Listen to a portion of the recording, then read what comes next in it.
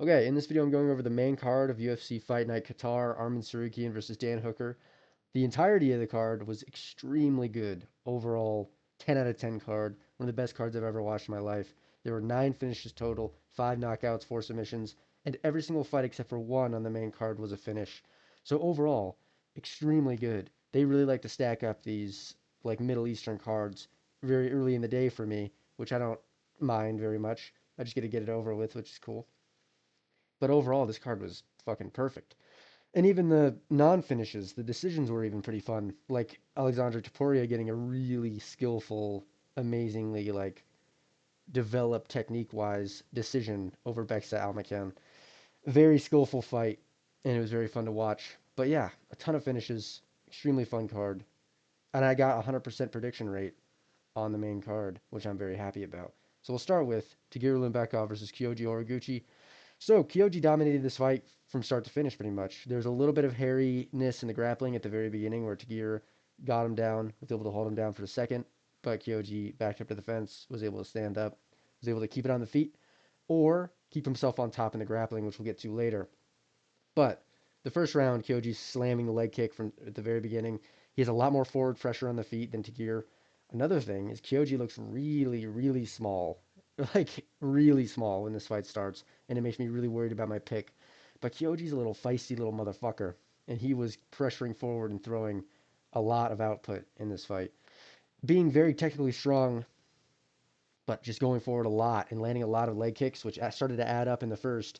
And besides that hairy grappling scenario towards the midway point of the round, Kyoji pretty much, I thought he won the first as well. Tagir was having a little bit of moments on the feet, but everything was Kyoji in terms of everything like big. Second round starts, Kyoji dominates, and it's very clear now. Kyoji is dominating this fight. Slams a leg kick, stumbles Tagir off balance, he falls over. I'm thinking that's it. His leg's cooked. But Tagir is very tough and was able to stay the entirety of the second until the third, which he got smoked at that point. But in the second, Kyoji was able to stay on top, land and ground and pound for the majority of it. Tagir was able to get up at the very end. And that's kind of how that round went. Kyoji dominates, slams leg kicks, stays on top, in full guard, landing around a pound. Third round starts right out the gate. Kyoji goes forward, leg kicks him, rocks him, freaks him out. He falls over, gets on top again. Tagir is able to get up, which is impressive. Tagir is very tough and was able to stand up and get out of these grappling exchanges a lot, but he couldn't get anything going. Kyoji was, and then eventually Kyoji like Tagir was expecting something and he was kind of panic takedowning a little bit, like panic shelling up often in this fight. And Kyoji threw a head kick, landed it, knocked Tagir down, was able to get on the back and get this rear naked choke submission. In the third round, Kyoji Horiguchi makes a great re-debut into the UFC, destroying Tagir Ulanbekov. Very impressive. Can't wait to see what he does next. He's very fun and very technical and very good. So, Japan has another prospect. Next, at flyweight, also. There's a lot of Asians at flyweight. Next, we have Waldo Cortes Acosta versus Shamil Gaziev at heavyweight. So, Sergey Spivak canceled for I don't know why. He pulled out. Waldo Cortes was able to step in on very, very short notice after his win over Ante Delija, where he got eye poked and then knocked him out. And that was a big thing. And he called out Aspinall and called him a pussy because he got eye poked. And then Waldo like fought through it while Aspinall couldn't. That big ordeal. Now he takes his fight on a couple days' notice against Shamil Gaziev. In my head, I'm thinking Waldo destroys Shamil. I expect Sergey Spivak to beat Shamil. I'm not confident with Shamil whatsoever. And I like Waldo Cortes Acosta's power a lot. And that's exactly how it went in the first round. A bunch of sloppy, stupid, retard throwing like you would expect from these heavyweights. Shamil's pressuring forward. Waldo's on his back foot like usual against the cage. Shamil's trying to get something going. They're throwing like crazy. I think Shamil catches him with like one shot, which like stunned Waldo for a second, but nothing crazy. And then Waldo like threw a right hook, stopped it halfway, and then just extended into the right hand. Rocked Shamil bad, dropped him. He was able to get up. And then Shamil stood there like a statue, completely still, completely straight looking at him. And then Waldo just uncorked a crazy powerful right hand right into the side of his head. And then he fucking just fell over. It wasn't like he was out cold, but like he was out. Like he wasn't in the fight any longer. But he like fell over, slammed the back of his head against the ground, and then instantly just put his hands up to his face. And it was a really funny sight. And as someone who adamantly picks against Shamil Gaziev because I do not trust him to win a fight, even at heavyweight. This was very good to see. And Waldo Cortez was put on the fucking eye patch and the whole pirate get up at the end of the mat, at, like for the raising of the hand to poke fun at Aspinall, I'm sure. And then he called him out. Overall, Waldo's kind of making a run. Besides the Pavlovich performance, he's doing this. He's doing his thing, and it's kind of impressive. And he's probably going to get a title shot because there's nothing really else at heavyweight worth a damn. So if he goes through one more person, I bet you get the title shot after Tom Aspinall versus Cyril Gane 2. So yeah, Waldo gets it done in the first. Very exciting. Expected. Next, Jack Hermanson versus Mick oral by. So this one was insane. I knew Jack Hermanson didn't have a good chin, especially after his knockout over Gregory Rodriguez, where Gregory murdered him at middleweight, and now he's coming down to welterweight with a more of a weight cut, which is way worse for your chin. And Mick, I know he was coming up, so maybe the power wouldn't transfer. The skill definitely does. Oralbai looks sloppy in general. He is kind of just a sloppy fighter. Like, he's technical, but when he gets into these exchanges where he needs to be like a little bit weird, he just gets a little bit too strange technique wise for my liking. But it works. It does work. And he was able to pressure forward, strike up Jack Hermanson. The entirety of it was on the feet. Oralbai had the output. He was pressing forward the whole time. But Jack Hermanson looked a ton bigger than Mike Tickbecker, though. He looked way bigger. And that made me nervous, but then I remembered it was Jack, and doesn't have a good chin, and I don't think he's going to be able to take down Oralbai. But they were trading on the feet, and then in the first round, Oralbai lands a shot, a right hand, like right on Jack Hermanson's ear, like very grazing the side of his head, and Jack just dies. He folds completely in half. He just comes down like a tower, and that's it. No tower in specific.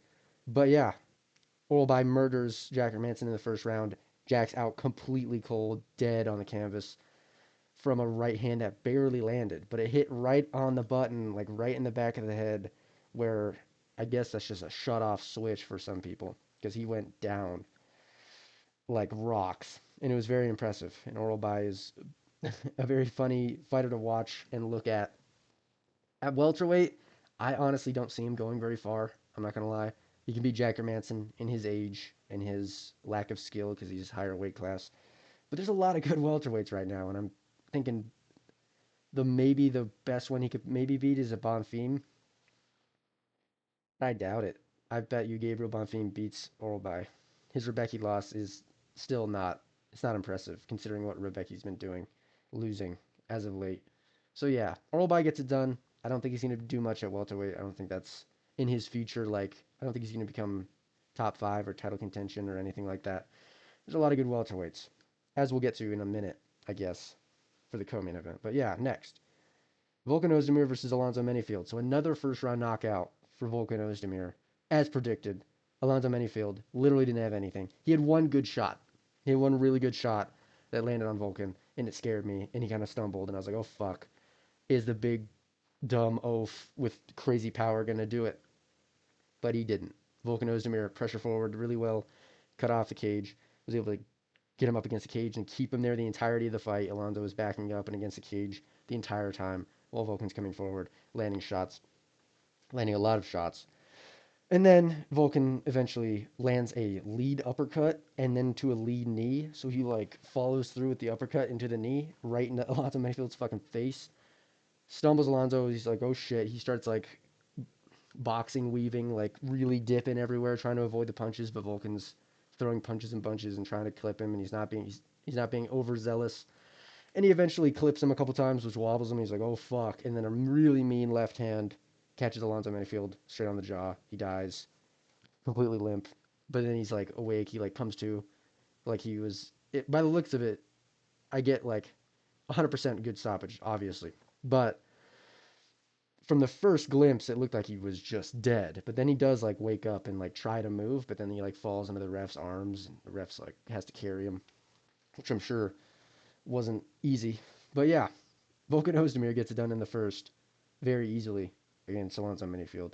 It's what I thought was going to happen. I didn't think it was going to happen that quick or that viciously. Volkan's kind of sick when he's not fighting the best on earth because he usually gets his only losses really are against the best fighters on earth. So Volkan's no joke against these mid-tier guys. He's kind of the gatekeeper of light heavyweight a bit. Because if you're mid, he's going to beat you. And if you are good, he's going to give you a good fight. So yeah, Volkan Ozdemir, first round knockout.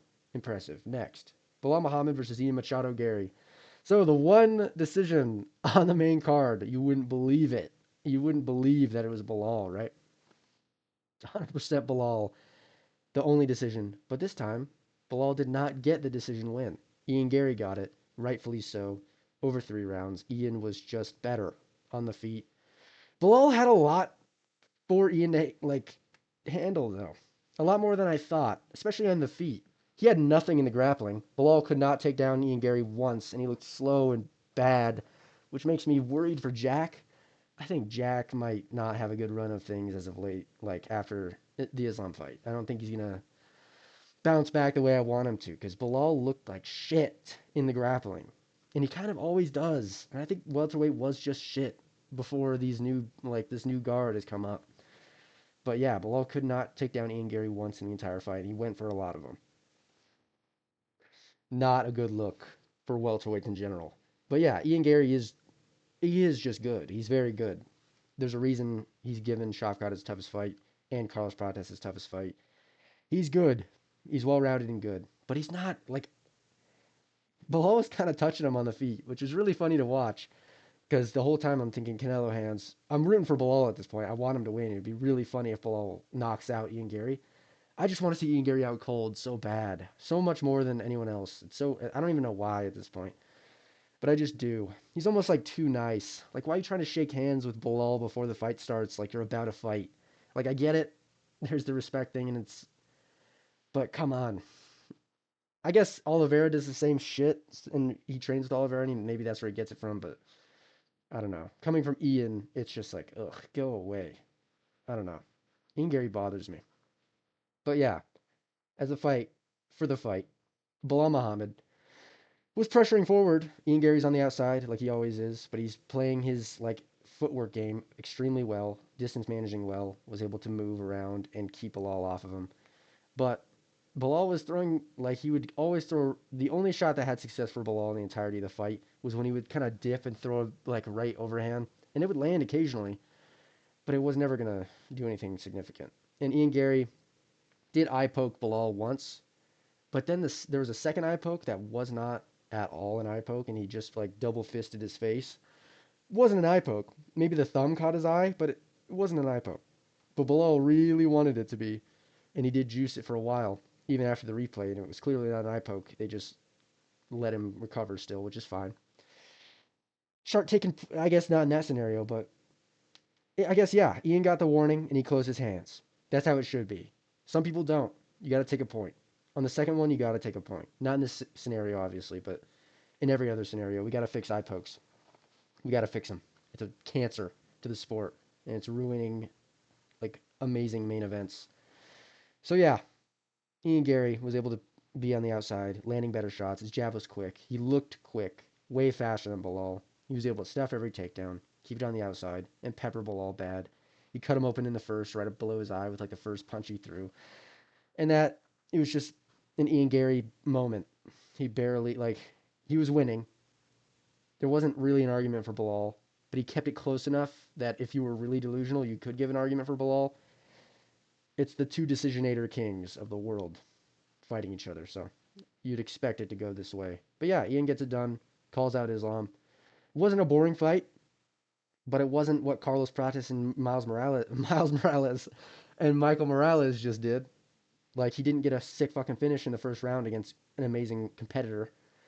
He took Belal to a decision, and not the most fun decision, especially compared to the rest of the card. I think this doesn't earn him a title shot. He called out Islam, obviously. I don't think this earns him a title shot, though. I think he has to fight one more fight before we give him Islam. But that is the biggest fight, name-wise, you can make at welterweight, is Ian Gary versus Islam. But Prates and Morales just murdered two of the former, kingpins of this division in the first round. I think you give Ian Gary one more fight before the title. And this would line up well if Islam does decide to fight Ilya, which I want that personally, way more than anything at welterweight for Ilya or for Islam. So if Ilya moves up, fights Islam at 170, Ian Gary fights Michael Morales, or not Prates again. It would have to be either Morales, maybe Usman. Just one more fight in the meantime, and then yeah, you can give him the title shot because it is a big fight. Definitely not going to be as exciting as if like a Prates got a title shot or a Morales or even an Usman probably. No, not an Usman. What am I talking about? Usman needs to be so far away from a title shot. But if he beats Ian Gary, maybe not. So yeah, decent fight compared to the rest of the card. It wasn't. And Ian Gary gets a decision over Belal, as expected. Next, Arman Tsarukyan versus Dan Hooker. So, Arman Tsarukyan dominated. From start to finish, dominated. Dan Hooker really didn't have anything for him. He he ended up looking like a Neanderthal by the end of the fight, and his eyebrows were just huge, and they instantly swelled up in the first round. It made him look like a caveman. But Arman just dominated. He dominated in the grappling. He dominated on the feet. He was way better than Dan Hooker everywhere. I thought Arman was going to chin Hooker in the first. It was looking like that. He was landing shots, really hard shots on Dan Hooker. And Hooker was taking him. He has a good chin, but he was landing mean on Hooker and landing a shot that rocked him, and he was wobbling back, but then he came too quick. He he brought himself back quickly and was able to stay in the fight on the feet. But Dan Hooker wasn't really landing anything. He went for a head kick a bunch, never landed. Arman was able to take him down when he wanted to. Arman rocked him and then took him down randomly, which I was thinking, oh, you could have got a sick finish over fucking Dan Hooker. You probably could have finished him. But Arman is his bread and butter is grappling after all. So he was able to take him down and hold him down for the entirety of the first. In the second round, he was able to do the similar thing, do the same thing, pretty much. And opposed to Gamrot, he was able to stay on top and do damage from the top. Dan Hooker was able to get out of Gamrot's takedowns, like get out of it and get to his feet, and didn't really have much damage on his face. Arman Tsarukyan has a different top pressure than Gamrot, and that's what we knew going in. Arman, I'm acting like I'm a coach. Arman, we didn't know anything. I didn't do anything with anyone else. Arman took him down, beat him up on the ground, elbows, punches, kept it in his range, ended up in full mount at one point, landing shots like crazy. And then he was able to submit Dan Hooker with a head and arm choke from full mount, which Dan Hooker didn't look like he wanted to get out of. I mean, he definitely wasn't loving this shit this time around. He got dominated.